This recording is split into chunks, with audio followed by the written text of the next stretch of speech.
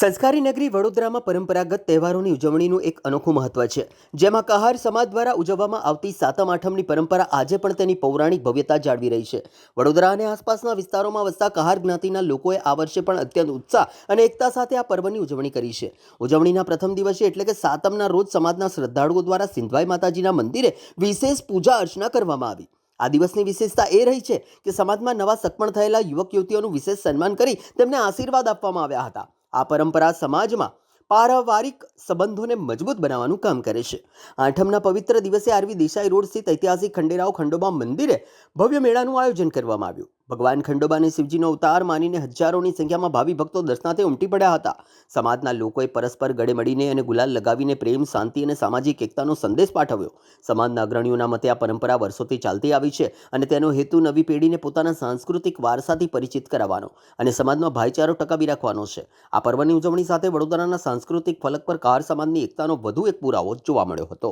ખંડોબાનું મંદિર છે, ગાયકવાડના ટાઈમથી અમારા કહાર સમાજના લોકો અહીંયા ધૂળેટીનો જે દિવસ હોય છે ને એના 7 દિવસ પછી અહીંયા અમારા કહાર સમાજનો મેળો ભરાવે છે। એમાં આવીને અહીંયા ખંડોદો જે ભગવાન છે એમના દર્શન કરે છે અને જે નવા જોડા જે નવા વર્ષમાં જેમનું નક્કી થયું હોય છે એ લોકોનું અહીંયા એકબીજાના હાર પહેરાવે છે અને ગુલાલ રમીને તહેવારનો ઉત્સાહ કરે અહીંયા વડોદરા, અમદાવાદ, સુરત બધે જગ્યાના બધા કહારો અહીંયા આવે છે અહીંયા દર્શન કરવા માટે। મયુર કહાર।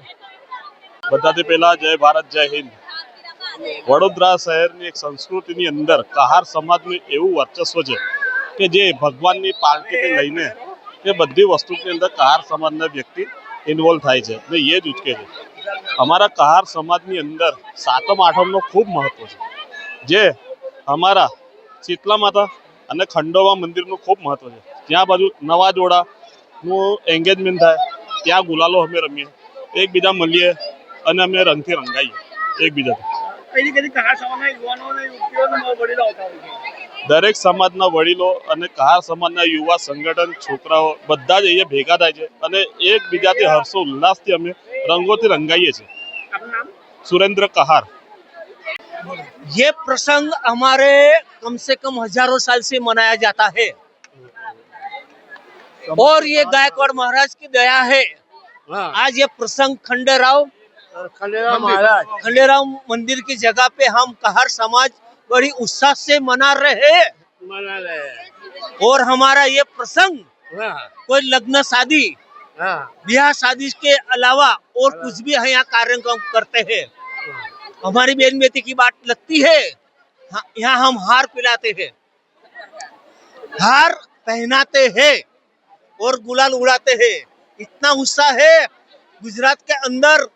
ये राजा महाराजा गायकवाड़ की दया है, आज उनके प्रताप पे ये मंदिर यहाँ पे स्थापित है और हम रंगो रंगन से ये उत्सव मना रहे हैं। मेरा नाम भगवान दास कहार है।